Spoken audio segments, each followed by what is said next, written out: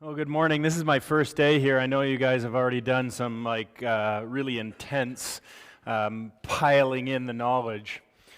I have 3 lectures today. My name's Ken Milne. I'm the token, it's like an affirmative action program. I'm the Canadian here. I'm going to try to withhold all the accents and try to stick with just American.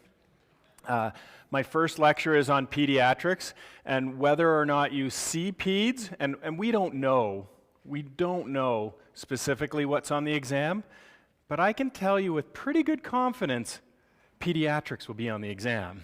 So even if you haven't seen pediatrics in a long time, it will be on the exam. And so for the next 75 minutes, we're going to go through some of the pediatric stuff that isn't covered in the other lectures, because some of the other lectures does have specific pediatrics. And we've cobbled together this 75-minute lecture to try to power through some pediatric issues that we think that you need to know. And so if you see children on a regular basis, you may look very zen, like the middle picture.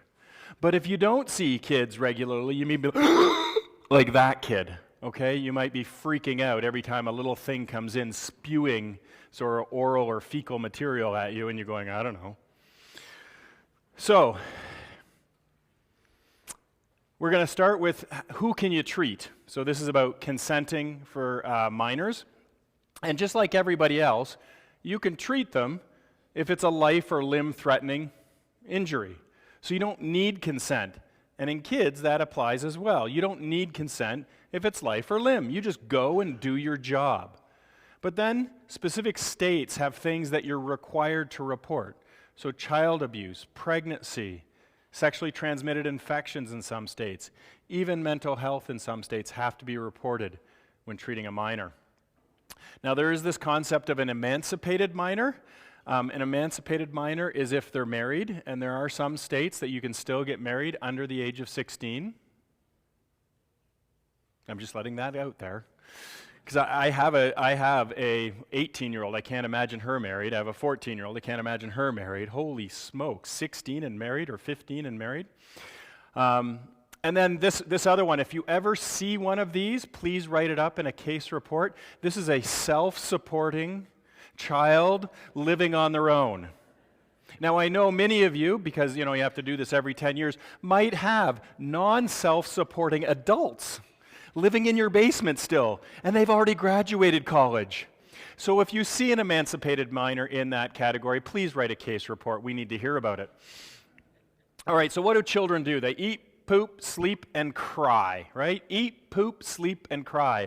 That's what babies do. And so this first slide is about inconsolable crying. And that's different than just crying. Crying should be able to be, the child should be able to be soothed. The crying should stop. This is like, blah! Like, oh my God, what happened to my child? And there's nothing you can do to console that child. Inconsolable. So the biggest category of that is intestinal colic, which is really crap. Because we really don't know that it's due to the intestine, right? It's colic because it comes and goes. The child will scream and it'll be like, terror child! And then they're all nice and normal and happy. And then terror child! And then nice and normal and happy. So the definition for intestinal colic is 3 things. 3 hours a day. 3 days a week for at least 3 weeks. That's a lot of crying, isn't it? You can see how it could drive parents and caregivers nuts. Now, it's more than 10% of children suffer from this. We had 1 out of our 3, so we're contributing to the odds. And they would just like scream and then be fine in between, and then scream and be fine in between. It's paroxysmal, like I said, it comes and goes. And the history, right, is fine. The physical is fine. Right? They put in the slide lab tests. You don't necessarily need to do labs. This is a diagnosis of exclusion. But nothing else is showing up for this child to be crying. And so intestinal colic is a diagnosis of exclusion. It is, though, and if you notice, I put all my really important things in red, bold, underlined. That's how I got through med school. Red, bold, and underlined. Read the bold. Okay? So it's a risk factor for abuse. And who does the abusing? The mom's boyfriend, right? The odds are it's the mom's boyfriend. And so we need to be really supportive of these individuals to get them through this period. But you need to tell them that this too shall pass. Nobody has intestinal colic forever. And some of them grow up to be very beautiful, smart, bright 18-year-old daughters. But it was long. And look at all the treatments. Look at all the treatments there are for intestinal colic. You know, when you see lots and lots of treatment, what does that mean? Nothing works, right? Walk into any CVS drugstore or whatever drugstores you guys have down here, and there's the cough, cold, and flu aisle, and it's like, it's rows and rows and rows of stuff. It's because nothing really works. There is no cure for the common cold. There is no cure for intestinal colic, except for time. All right, so other things that can cause inconsolable crying, of course trauma can, right? And this can be soft tissue or it can be bony injury. It can cause inconsolable crying in the infant. Now, strangulation of a digit, so you've got to look at the fingers and toes. You've got to examine that child well and look for fingers and toes, looking for hair tourniquets. You know, mom's cuddling the child, the long hair, and it gets wrapped around the finger, and then they come in with this hair tourniquet. And the treatment for that is to cut down to the bone to get rid of that hair tourniquet. The exception to that, and this is two important things. First of all, if you have an inconsolable child, you need to take off the diaper. And if it's a male child, they may have a hair tourniquet around the penis. Please do not cut down to the bone. We have other treatments for getting rid of that hair tourniquet, such as some commercial products that dissolve the hair. Infections, of course, infections can cause inconsolable crying. If you have a child with meningitis, all these other things. But again, in bold, it says look under the diaper, because they could have the worst. Haven't you seen a child? They look fine, and you take off the diaper, you're like, oh my God, that is the worst case of diaper rash I have ever seen. I would be crying. I am crying looking at that. So take off the diaper. And then surgical conditions. And again, if you don't look under the diaper, you're not going to identify this for the inconsolable child. Looking for incarcerated hernias, testicular torsion, anal fissures. Parents love it when you take an interest in their children. Ask anybody at the break. Pick up somebody, your next door neighbor there, and just at the break, so how are the kids? People love it when you take interest in your children, right? And so show an interest in the child. That means taking off the diaper. Oh, well, he came in for an earache, he's crying and stuff like that. But let's give him a good head-to-toe checkup while Johnny's here. Show that you care, and it really makes a difference. Parents absolutely love it. There was one other thing in inconsolable crying. Oh yeah, the old corneal abrasion. Has anybody tried to put fluorescein, if you have any, fluorescein into a two-month-old that's screaming? First of all, I understand why there's a fluorescein shortage, because you'll have fluorescein everywhere, except for the eye, right? And children at 2 months of age are really, really smart. You try to force that into their eye, do you think you're getting a look at their eye after you've got it into their eye? No. Okay, so corneal abrasion is another spot that you can look for inconsolable crying in children. So moving on from that to rapid breathing in the neonate. So neonates are defined as up to 28 days of life. Rapid breathing. You need to respect breathing in neonates and children in general. Because in this room, what are we most likely going to pass away from? Cardiac, right? But in children, they get into trouble because of respiratory distress. Respiratory is the big issue. And so I really respect tachypnea. When you see a child breathing at 60 or 70, I'm like, oh, I'm worried. Their heart can go forever at 180, 200. Mine can't, but theirs can. It's young and healthy. So the breathing is where they get into trouble. So rapid breathing, and then, of course, it could be a respiratory infection, pneumonia, bronchiolitis, those types of things. But other dysfunctions of organs, so it could be a sepsis from another source. A metabolic acidosis can cause them to rapidly breathe. Congenital diseases can cause them to rapidly breathe. Heart disease, and we're going to go through at least one specific one of the tetralogy of Fallot, because they like putting that on exams, it seems. And then neuromuscular disease can cause rapid breathing as well. And so botulism is a top-down paralysis. All right, and a rapidly breathing child. And this reminds me of one of the warnings, just like I mentioned earlier about cough, cold, and flu preparations. The American Academy of Pediatrics and the FDA don't recommend cough syrups for children, So a lot of people are turning to honey as a, quote, natural way to treat a cough, except for children under 1. There's a warning that not to give botulism, not to give honey. Please don't give botulism or Botox, but please, oh, that kid is so smooth. That'll come up in my ENT lecture, actually.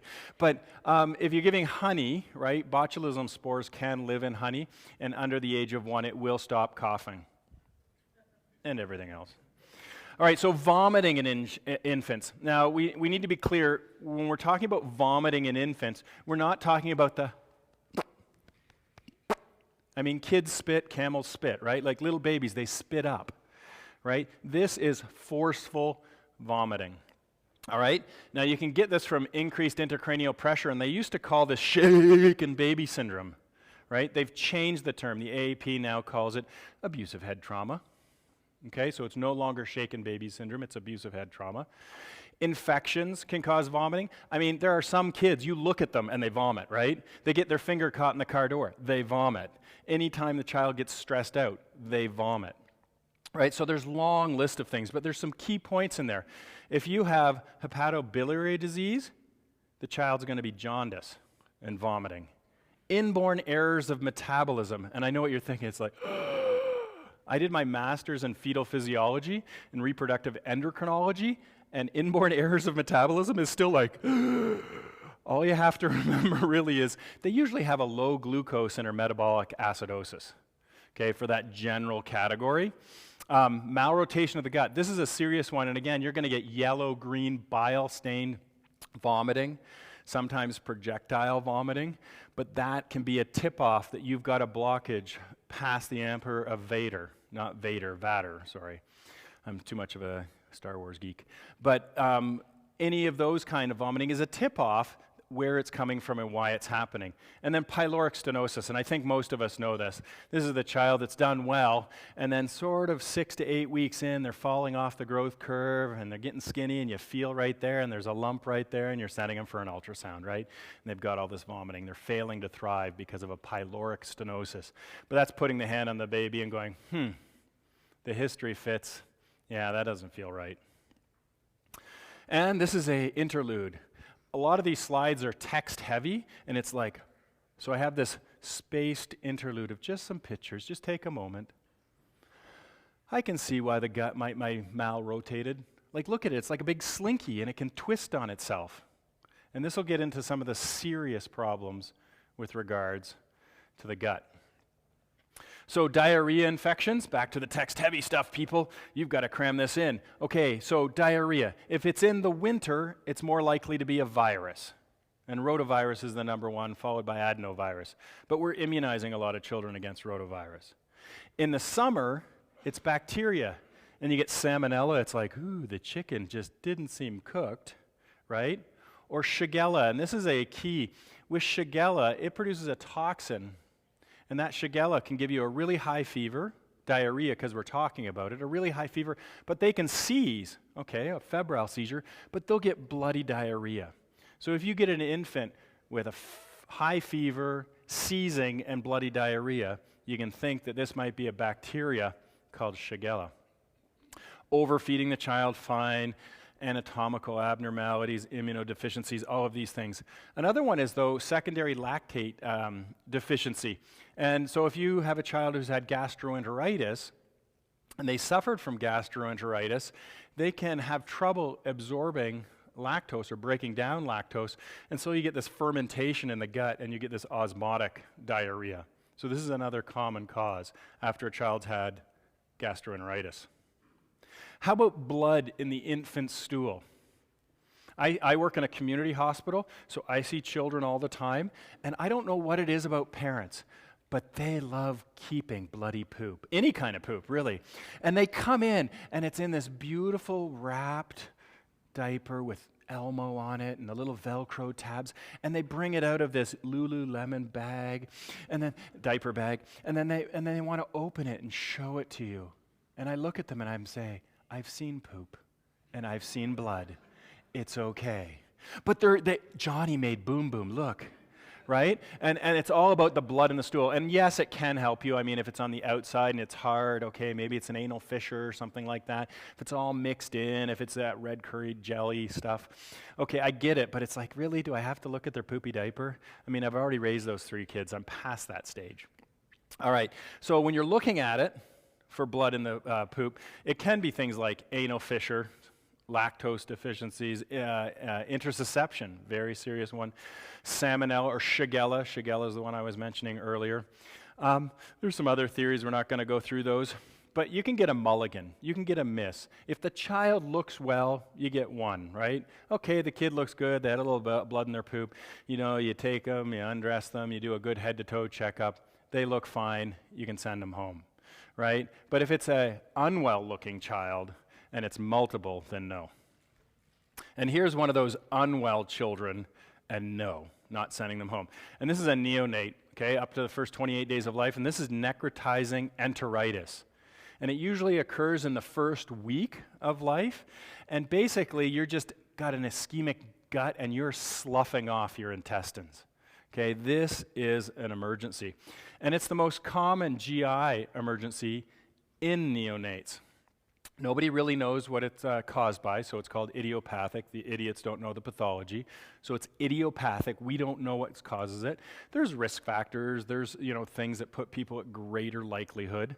Prematurity, though, is one of the biggest risks, 50 to 80%.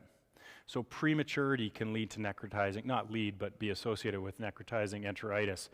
And the X-ray findings.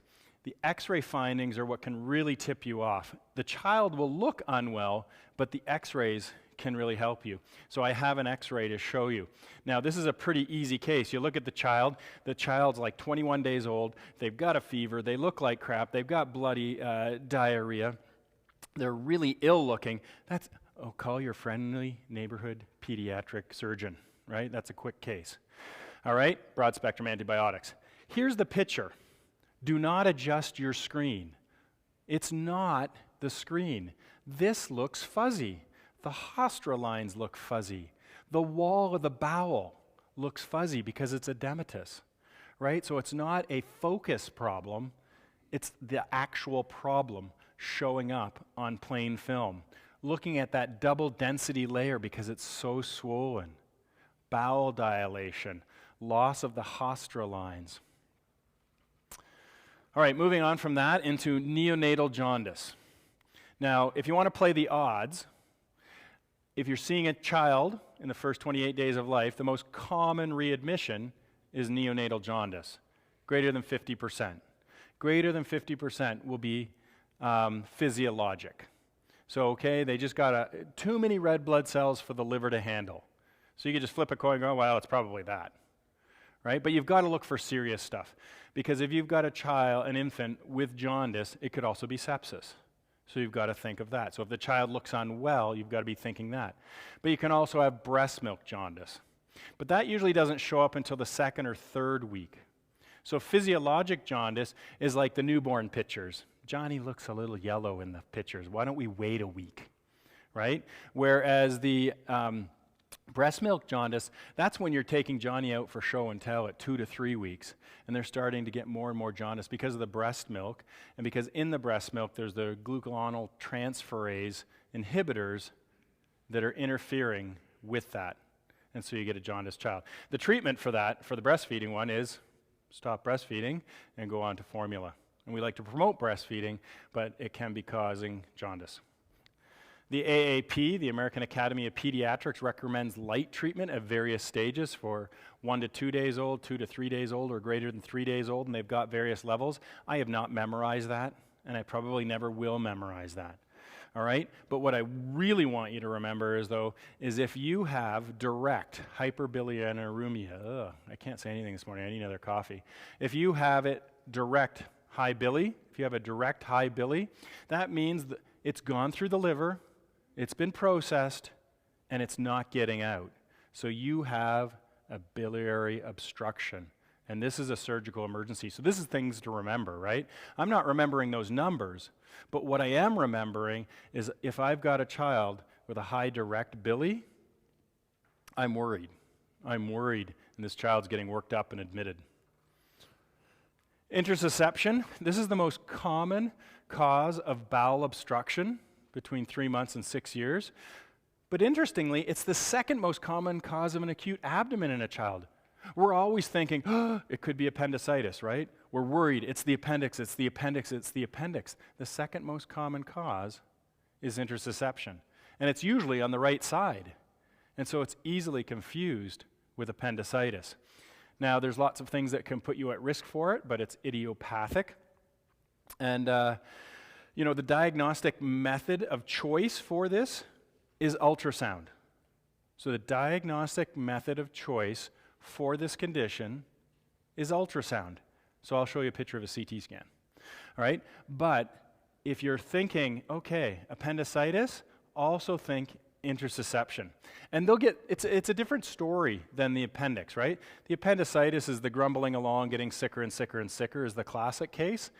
These children have colic. They get really intense pain as peristalsis, and it's invaginating on itself, and then it's like, oh God, don't move.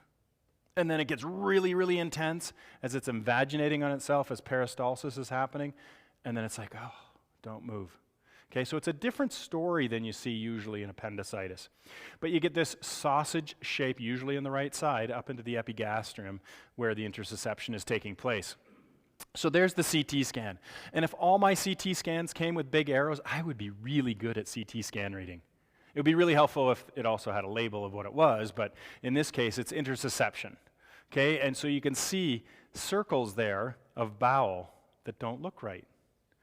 But take a look at this, think about it, and then go here. Got it? Here, here. And you can make that diagnosis at the bedside, right? With bedside ultrasound. Somebody said, oh, it looks like a cinnamon bun. Well, I wish it was that sweet and tasty. I always say it looks like a radar screen. And it's like, if I see that, and I've got a kid, right lower quadrant pain, and they're giving the story and stuff, and I'm getting out my ultrasound machine, I see that, my radar's going off. My radar's going off. This is intussusception. And you can see those concentric circles of the bowel as it invaginates on itself. All right, from that to bruise, or bruise. Now, in 2006, the term was changed from apparent life-threatening event, an ALTI, to a BRUI, or a BRU. And I think this was a great idea because, how many times did I see a child with a parent, I said, well, it looks like they had an apparent life-threatening event, you're clear to go. And if it's dad coming, he's like, are you kidding? I can't tell my wife that. Oh yeah, the doctor said it was some life-threatening event because that's all they're going to hear. And they said it was fine to go home, right? So they rebranded it in a genius move to call it, well, Johnny's had a brief and it's resolved, unexplained. We're not sure what it is, but throw out that life-threatening stuff and you've got people really, really scared. It's the same condition. Okay, it's the same condition, they've just rebranded it. So it's a resolved event. It has to be in infants less than a year. Okay, so it has to be less than a year. Has to less than 1 minute. And I know that's arbitrary. Nobody went, okay, go, Sally. Nope, she still looks cyanotic. 15 seconds. We're at 30. Still a brew. But they had to put something that it was like, if you've ever seen a child have one of these events, a choking spell, a cyanotic spell, or even a febrile seizure, time and space become one, right? It's like, oh my God, it lasted forever, right? So they put it at 1 minute, basically to say this was something that was brief, all right, brief. And there has to be no other explanation. So if they have a fever and it's a seizure, it's a febrile seizure, right? It's not a brew. And they put these into high-risk categories and low-risk categories, and this dictates how you work them up. So high-risk categories, if they're premature. So if you have a premature child, or if they're less than 60 days. So the very young and the premature, and they have more than one event. That's considered high risk. And then the opposite is true. So if they're older children, they weren't premature, duration less than a minute. No CPR by medical bystander, because we've all seen people drop down and start doing compressions on someone who has a pulse, right? All right, so it's supposed to be by a medical professional, so first responders and stuff. And there's no concerning historical features, and that's in the bottom. So it has to be, the child looks well. There's nothing in the history suggests some badness is going on. And how do you work them up? Well, the high risk, they get the full meal deal. They get the full evaluation. If you have a child who has the high risk features, so they were premature, they were less than 60 days of age, you're doing that workup. Now, if they're low risk, you should educate the caregivers about what was going on, of course. SDM stands for shared decision making, to guide the management, so you talk to the parents about what's going on in the caregivers, and recommend CPR training. But you may do pertussis testing, because there's pockets in the US that don't immunize their children for some reason. And also, pertussis isn't 100% effective. It's not one of those really effective immunizations like hepatitis B and stuff. It's sitting around 80% instead of like 99%. You can do an ECG if you want. You can do brief monitoring if you want, and you can do serial observations, and that's in the may category. And parents love that. Caregivers love that. I'm going to take a look at Sally. She looks good.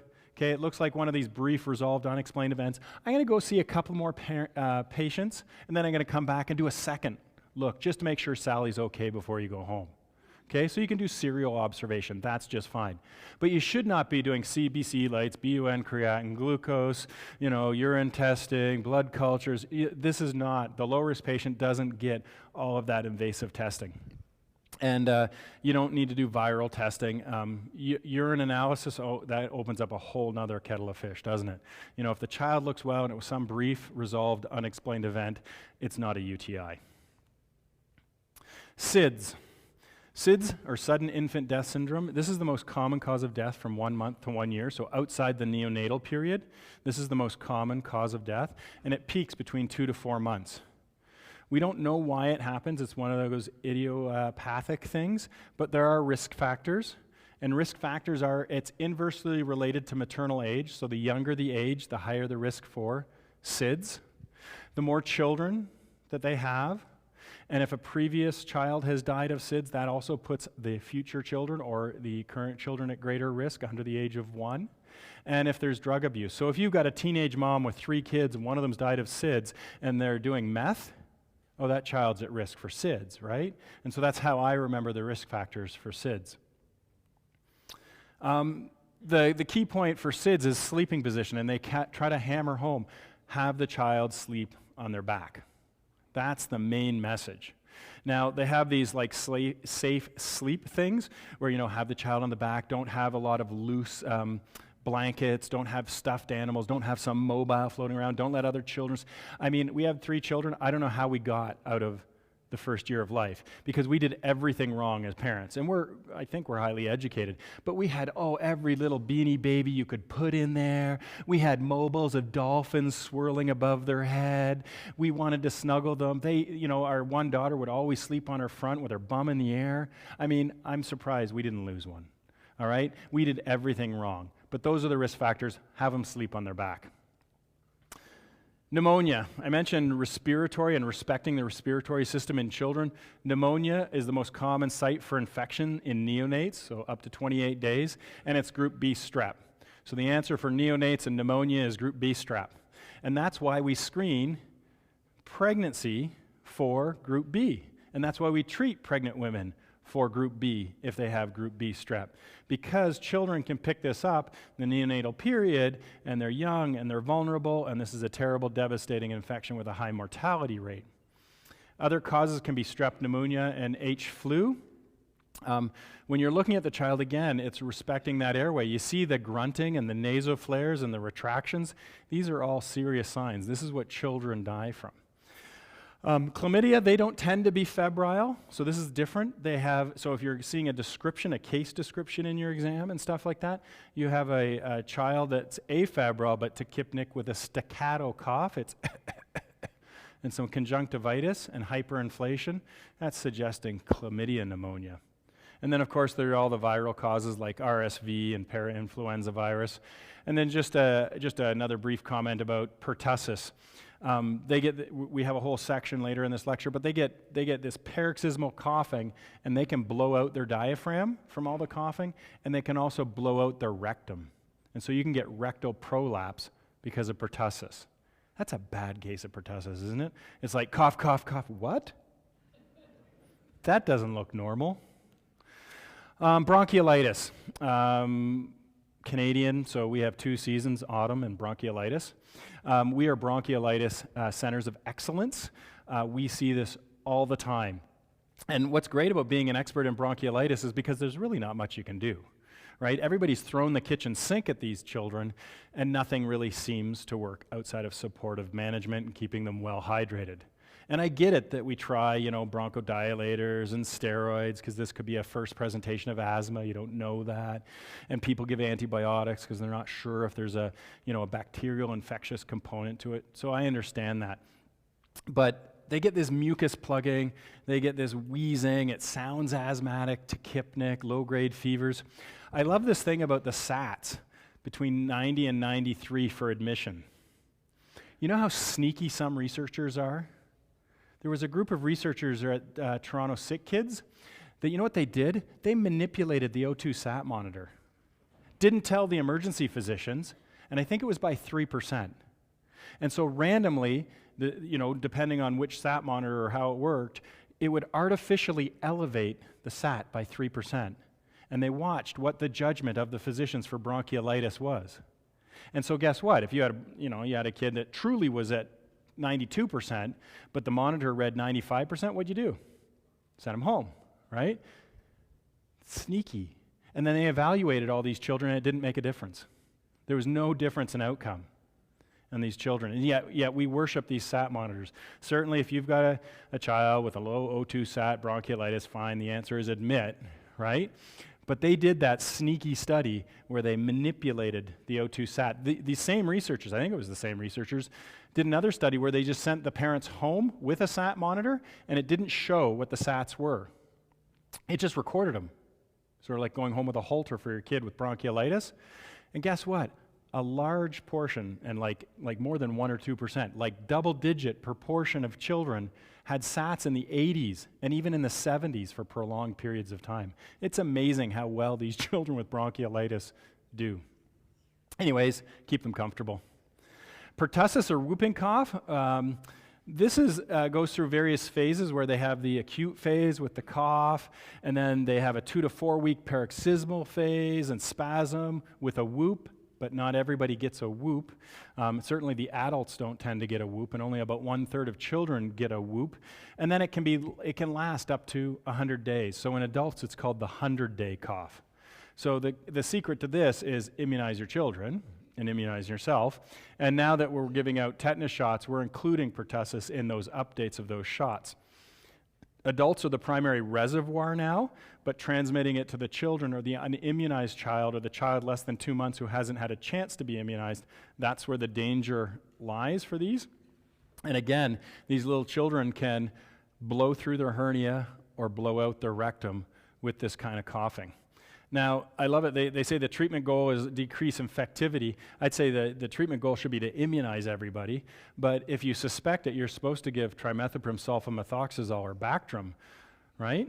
But we're supposed to be good stewards of antibiotics. So you get these kids come in, they've had a cough for 3 or 4 days, and that's why, the caregivers waited 2 or 3 days, then came in. Should we be giving them all antibiotics, or is this a bunch of viruses? So I can understand why this might be a problem, and it'd be much easier if we just immunized everybody. All right, characteristics of febrile seizures. Febrile seizures are super, super scary for parents and caregivers. If you have your child and they've had a fever and you've been tending to them and you've got a cold compress on their brow and you've been giving them acetaminophen and you're giving ibuprofen, and all of a sudden they go and seize, oh, you can see why they'll freak out and come running in.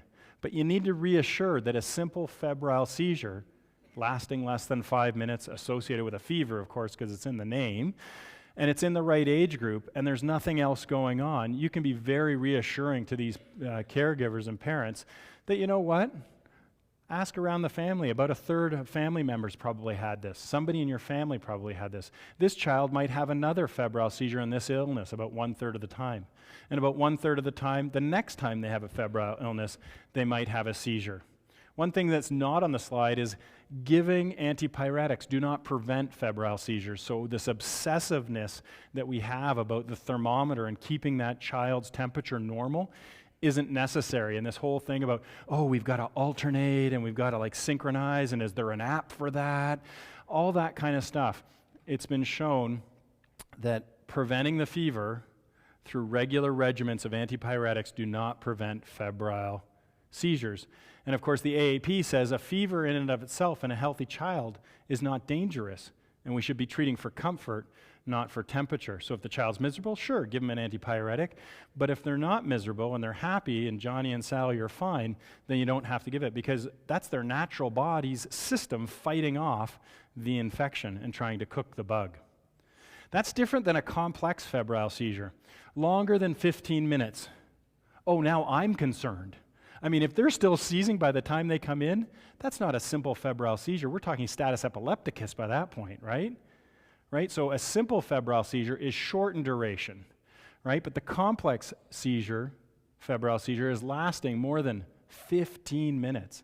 I mean, that's concerning. Or if it's focal, or if it's outside the normal age range, so it's in the very young, the early months, and greater than 5 years of age, now I'm thinking this is a complex seizure. This needs to be taken way more seriously.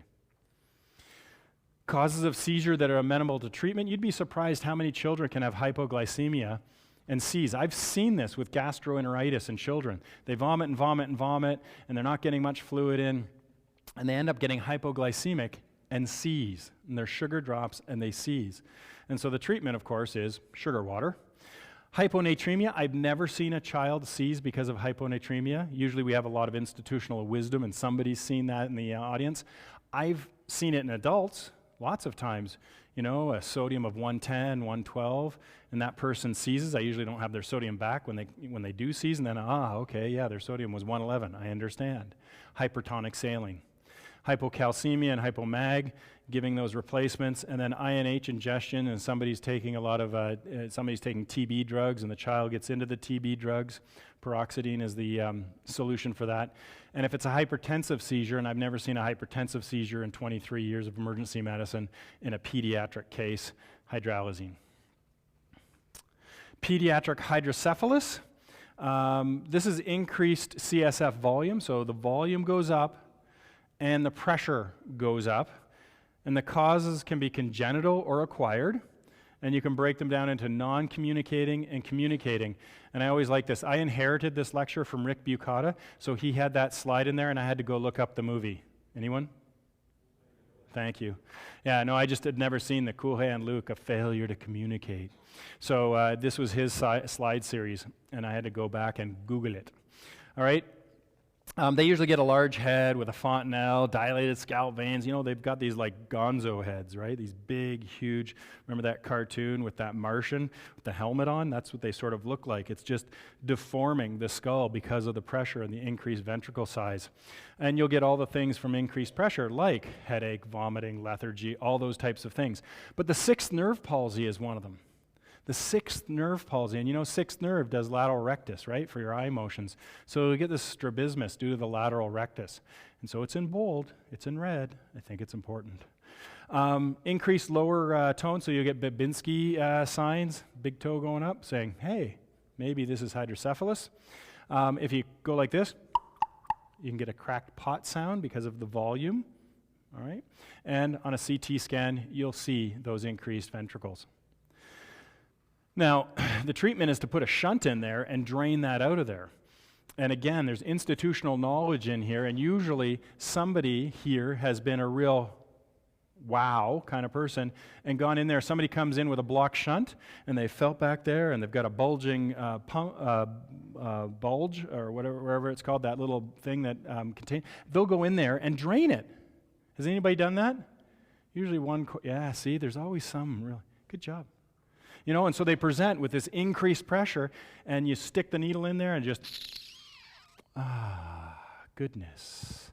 All right, so that's an emergency tap, and you just tap the shunt.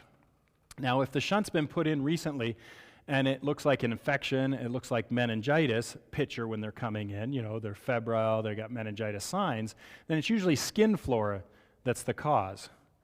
But if it's after 6 months, all bets are off that it's skin flora. Now this is thrown in there. This is not really pediatrics, but this is just following that natural progression from hydrocephalus. The idiopathic intracranial hypertension, also called benign intracranial hypertension or pseudotumor cerebri. So this is in young women, usually a little overweight, and they get increased pressure without increased size of the ventricles. And so they'll get the headaches, they get the vision changes. That's the tip-off. They get the vision changes. So they're supposed to be followed serially for vision changes. And weight loss is one of the treatment, but so is acetazolamide down there. Furosemide is down there. All these different things that are outside of my pay grade, like nerve sheath fenestration. Not doing that in the emergency department. Okay, but that was just put in there for completeness for the continuation. An interlude. Papilledema, a picture. Don't you get tired of just seeing like words and words and words and somebody reading words to you? Take a moment, take a breath. The center one is normal. So you see that nice crisp disc, right? And you get in there and you're like, as soon as you do that, the pupil goes like this. But I love looking at retinas. Now, it's sometimes really hard because they're older individuals with cataracts and stuff like that, but you get a young person and you're looking in there, pediatrics, and it's like, wow, that's a really nice picture. All the ones on the outside are showing a blurred disc margin. Ready to move on? All right. Meningitis in children. We divide that up into less than 2 months of age and over the 2 months of age because of infectious and treatment things. So under 2 months, we're looking at group B strep, again, delivery, and E. coli, again. The birth canal is near the other canal, okay? And so E. coli, group B strep, and listeria is the third one down there, and it's rare. But ampicillin needs to be used for listeria, so we threw that in there. Now, if it's greater than 2 years of age, you're looking at strep pneumonia and Neisseria. H. flu is rare nowadays, and we're immunizing everybody for H. flu, the Hib. The highest mortality, though, is seen in strep pneumo for meningitis in children over the age of 2. The treatment ceftriaxone, and we just put in a red flag there that you can't have a calcium-containing fluid, IV fluid, because it can cause a precipitate, and that precipitate with ceftriaxone can cause badness. There's a Cochrane review in 2013 looking at, hey, should I be giving steroids to children with meningitis? And I mean, I'm an EBM nerd, so Cochrane is a great resource, but they did a subgroup analysis based on level of income from the country. So in developed countries, so high-income countries, they could find a signal for mortality if the infection was due to strep pneumo, and decreased hearing loss if it was due to H. flu. The problem is when the child comes in and they look like meningitis, I don't know that for a few days, and I'm not on call a few days later potentially, and I'm making those treatment decisions now. So whether or not giving them steroids or not, the answer is giving them antibiotics plus or minus steroids with the advice of your NICU team or PICU. Another picture, this is not your champagne tap. This is a cloudy tap. All right, tetralogy of Fallot. This is the most common congenital shunt. And this is my one chance to sound like a true Canadian. Ready? On the x-ray, you'll see a boot-shaped heart. I love saying that. It just comes out so naturally. Yeah, so you've got a boot-shaped heart on x-ray. And if you understand the physiology behind the tetralogy, you understand why on the x-ray you get this boot-shaped heart, but you also get no markings in the periphery, or very fine, very faint. You can't see the markings on x-ray. And it makes sense. So it looks different than congestive heart failure, right? Congestive heart failure, you get a big heart, but you get all this increased markings, right? In this case, you get decreased markings because the primary problem is a right to left shunt in the tetralogy. So we'll show it to you on a picture and it'll make sense. But you get this big right ventricle, and then a VSD. So the blood wants to follow the path of least resistance, and if there's a big hole going from right to left, and you've got a pulmonary artery stenosis, this little cocktail straw as an outflow to the lung, everything's going to go deoxygenated over to the left side of the heart and out to the body. And that's why putting blow-by-blow oxygen on this child is not going to work. There's no blood going out to the lungs to pick up the oxygen to bring it back to the heart to be pumped out to the body. So blow-by-blow oxygen doesn't work. You need to keep the child calm, because when they get one of these TET spells and go blue, keeping them calm is key, because the more worked up they are, the worse it is. You want to increase resistance, vascular outflow resistance, so you make that right to left shunt less appealing than going the right way, which is through the pulmonary artery. So the knees come up to increase that systemic vascular resistance. Some other treatments are to give some morphine just to calm the child down and the breathing. And they then get into some other stuff that, I mean, I'm not giving ketamine, and this is something like I'd be calling my friendly neighborhood pediatric specialist by this point. But there's the picture, and you can see it's got a big right ventricle, that hole going from right to left, not good. It's got a tight little pulmonary artery, and the aortic septum arch is pushing against that as well. So you've got two things preventing it from going the way it wants to, and a big wide open garage door saying, hey, go that way. And so you get deoxygenated blood. You don't get oxygenation of the blood. And there's what it looks like on x-ray. There's the boot. There's the boot. And very dark in the periphery. You don't see increased vascular markings. You see decreased vascular markings. Just one slide on HIV in childhood. In my hematology lecture, we'll be talking more about HIV. And this is just the fact that there's vertical transmission of HIV, which can be prevented. But then, so children can be born with HIV if not treated appropriately, and this can lead to growth retardation, lots of other problems. Of course, there's a strong association between STDs or STIs and HIV in adolescence. And with the febrile HIV positive child, the most common bacterial pathogen is Pneumocystis carinii, or Pneumocystis, now it's called Jiravecii. Sometimes they go back and forth in the literature on this, so PCP or PJP. They keep changing their minds on what they want to call it. But it's the most common opportunistic infection in children with HIV. And the treatment is to give them Bactrim, trimethoprim sulfamethoxazole, and steroids. It's characterized in these children with a disproportionate hypoxemia. In other words, the x-ray doesn't look that bad, but they're hypoxic. Like the hypoxia is out of proportion to that. If you see a child and you go, okay, I think they've got pneumonia, the x-ray doesn't look that bad, and their SATs are really low, think HIV, think PJP or PCP. Kawasaki's disease. Now this is one they always like to talk about for exam questions and stuff. It's also called mucocutaneous lymph node syndrome, and it's a vasculitis. So it's a vasculitis, and it's the small and medium blood vessels. The small and medium blood vessels are involved. Most of the cases are in children less than 5 years of age, and they have to have a fever for 5 days, plus 4 out of the 5 classic signs or symptoms. So a rash, and it looks like a measles rash. They get desquamation of their palms. They get all these mouth findings. They get conjunctivitis, and they get big glands. So if you see a child that's had a fever and mom says, well, they've been sick since last Saturday, 7 days. Okay, and you go, oh, geez, I can tell by the end of the bed they've got conjunctivitis. Let me look at those palms. Oh, and they've got a rash too? Feel for the glands in the neck. You're thinking Kawasaki's. Now, there's no definitive blood test. So you can't draw labs and say, aha, they've got Kawasaki's. This is a clinical diagnosis. 5 days of fever, 4 to 5 of the classic symptoms.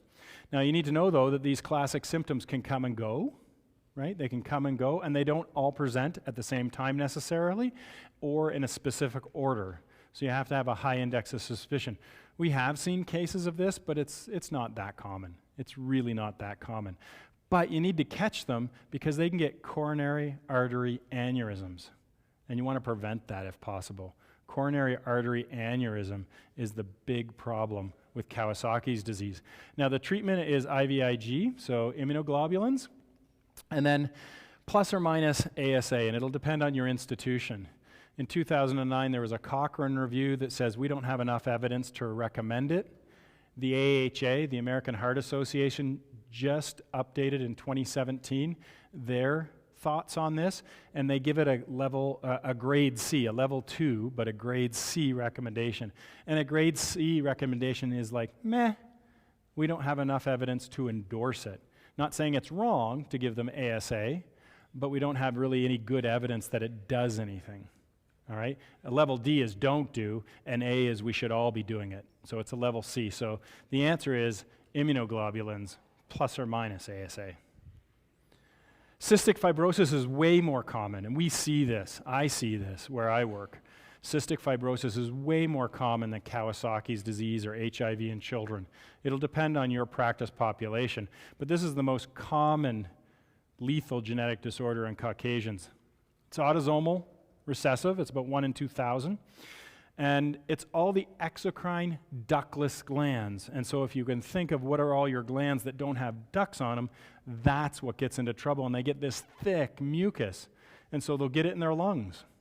They'll get it in their sinuses. They'll get it in their gallbladder, their pancreas, their gut. They can get it in all these different glands. And one of the old-fashioned ways was the sweat test, right? Mom would come in and say she's hugging and kissing her newborn or her baby, and they taste salty. Right? That's okay. Maybe this is cystic fibrosis. Usually by a year of age, the diagnosis has been made. They can get into small bowel obstructions. They can get failure to thrive. They don't grow as well. Hypochloremic acidosis, diabetes from the pancreas, and rectal prolapse even. So this is just a nice picture to take a pause and go, yep, look at all the different things that this can affect. Anything from the sinuses, sweat glands, chest, gallbladder, pancreas, gut. So there's respiratory emergencies. They can get cor pulmonale, right-sided heart failure. And if you think about it, if your lungs are filled with mucus and your right heart is just pumping and pumping and pumping, you can see how it would stretch out and fail. Hemoptysis, pneumothorax, and respiratory failure. Gastrointestinal emergencies, well again, if you get all this thick mucousy stuff, you can get into obstruction, intussusception. Cystic fibrosis is a risk factor for it. Other emergencies, if it's throwing off your electrolytes and sweating chloride and stuff like that, dehydration and electrolyte abnormalities. All right, HSP. HSP. This is abdominal pain, GI bleeding, and hematuria. But it's a vasculitis. So when you see a purpura, you want to break it into, is it a palpable purpura? Can I feel it? Or is it non-palpable? If it's palpable, that's a vasculitis. If it's non-palpable purpura, that's a problem with your platelets. Either you don't have enough or they're not working right. So if you have a palpable purpura, vasculitis. If you have a non-palpable purpura, that means it's a platelet problem. And this one is a palpable purpura, so it's a vasculitis. You see it in preteens. Skin lesions are pathognomonic. This is the extensor tendon rash. The extensor surface rash that you see with purpura, buttocks and stuff like that. Renal involvement is key. Hematuria is key. But because it's not a platelet and a coagulopathy, when you work these people up and you see these children, you go, oh my God, look at all the purpura. This is bad. They have normal platelets, normal PT, which is INR, and normal PTT. Okay, so it's not a coagulation problem and it's not a platelet problem. It's a vasculitis. It's usually self-limiting, goes away within a month or so, give steroids if symptomatic. Okay, so steroids if symptomatic, it's self-limiting. And there's a picture of it. Extensor surfaces of the shins, right? Buttocks, the extensor surfaces, and they get these palpable purpura because it's a vasculitis. It's not a platelet problem. Okay, now we have hemolytic uremic syndrome, or HUS. This is acute renal failure. You're plugging up your kidneys with microangiopathic hemolytic anemia. So it's a hemolytic anemia, so your hemoglobin's going to be down, but it also has a thrombocytopenia. Your platelets are down. You're plugging up your microvasculature. And it's caused by the Shiga toxin-producing E. coli 0157H7, so you'll see outbreaks. We had a huge outbreak in about 1990, late 90s, in the town next to mine, or very close to mine. And their water treatment plant was overcome by a huge rainfall, and the people that were responsible for maintaining the chlorination apparently were just checking the boxes, but actually not checking the chlorination for a long time. And then they had this huge rain, farmers' fields, a runoff, and then everybody in the town was exposed to this pathogen. Like thousands of people, because the whole water system was affected. Huge. Acute bloody diarrhea, and they get into renal problems, and long-term, you're looking at hypertension.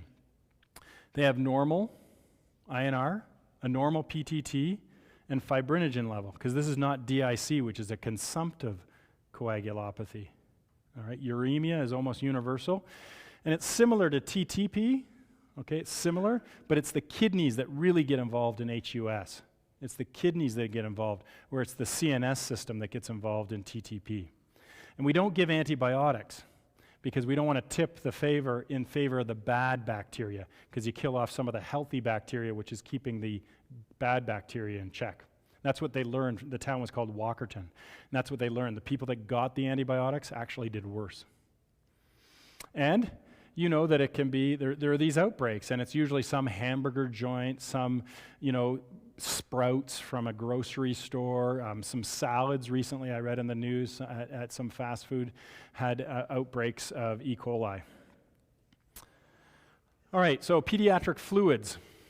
When it comes to pediatric fluids, it's sort of like, depends if you want to admit them or not. So it's an eyeball thing. Oh yeah, I think they've got a severe deficit. It's about 12%, right? That's telling the pediatric service they need to be admitted. If you don't want to admit them, oh, well, I think they're just mildly dehydrated, 3 to 4%. And those are the fluid requirements, 50, 100, and 150 mils per kilogram.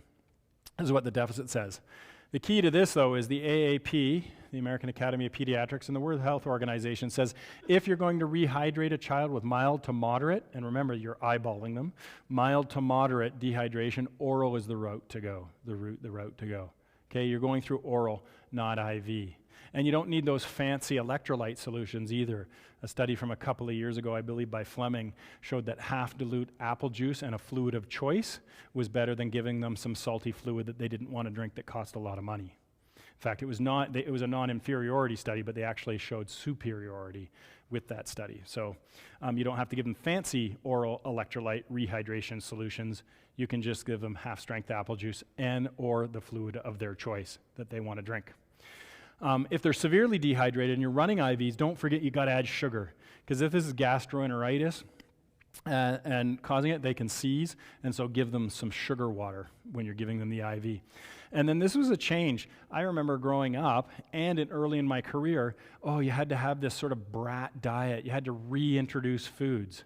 The guidelines now say, you know what, if they've had gastroenteritis and stuff, reintroducing their normal diet at 4 to 6 hours post-treatment. That was a change. You can calculate fluid in pediatric dehydration, and so it's 100 mils for every kilogram for the first 10. So this is a formula you may have to calculate. 50 mils for the second 10, and 20 mils per kilogram for the remaining kilograms of weight. And I have to admit, I have an app for this. That's how I figure it out every single time I get out an app. And they talk about ongoing losses and maintenance therapy and stuff like that.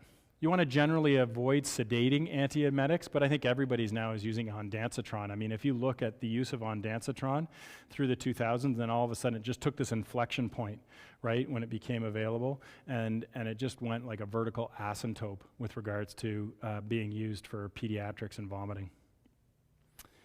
A little bit about pediatric ACLS. I know you can take a whole weekend course on this. Basically, 2 joules per kilogram, all right, if you're defibrillating, half a joule if you're cardioverting. ET tubes, cuffed or uncuffed, it doesn't matter, but the uncuffed is more likely to leak. I have an app for calculating tube size, but you can use this formula where it's 16 plus their age divided by 4. You can look at their pinky and say, okay, is that the right tube size for the child? The surgical crike, various organizations have various numbers. They range from 8 all the way up to 12, saying don't do a surgical crike. So I'm kind of not coming down hard on that, because some say less than, they have to be over 12, some say over 10, some say you can do it as low as 8, okay? So depending on the organization. And fluid resuscitation, 20 mils per kilogram is the bolus of normal saline. More ACLS for peds. Asystole is the most common arrest rhythm. Oh, I know that rhythm. Remember when you had to remember all the different rhythms, and it was shock, shock, shock, everybody shock, little shock, big shock, mega shock. Do you guys remember that? I remember remembering that in the mid-90s, sorry. So now pretty much everything is out, and it's epinephrine for children. May not be so much for adults anymore after the Paramedic 2 trial, but epinephrine is the drug of choice in asystole, and it's the ionotrope of choice. So it's epi. Wow, it's simple. Asystole and epi. I can remember those things. Bradycardia is the second most common arrhythmia. Always intubate, and so we've changed to go CAB, right? CAB for adult ACLS. But for children, it's still, remember your ABCs, air, raid, breathing, circulation. Look at the correctable causes. And VFib and VTAC, these are rare. These are rare. They have sinus tach. They can tack along at 200 for a long time and be well. But VFib and VTAC are rare. You need to memorize this? Just kidding. Oh, you got to have some fun, right? Oh my God, not that. Okay. All right. A lovely story. Virginia Apgard. That was her name. I didn't know that until I put this lecture together about 3 years ago. That was her name. She came up with this, and it was her name. I thought it was like for appearance and pulse and whatever. This was her name. She was a superhero of emergency medicine, a superhero of medicine. So I just love that story. And it's a score of 0 to 10. And you get 0, 1, or 2 points for each of the 5 things. Neonatal resuscitation priorities, you want to keep them dry. You don't want them wet. You don't want them cold. You want them dry, warmed, suctioned, and stimulated. Okay, and so that's why you see them, newborns, right? They come out, and what do they want to do? Rub them with a towel. They're under the lamps, and they're stimulating and suctioning their mouth and stuff like that. This is neonatal resuscitation 101. Keep them dry, warm, suction, tactile stimulation, oxygenation, bag, valve, mask, chest compressions, intubation, and epi's your drug. Now, there are 3 more slides. I believe 3 more slides, is it? No, 4. 33 different things. And when I inherited this from Rick, he said, you know what you do with a list of 33 things? These are fun facts. These fun facts, you can read them on the airplane on the way home. Enjoy those fun facts on the way home. We're going to stop right there, and we've got a break. And then after the break, Billy will be up, I think, with another orthopedic lecture. Thank you.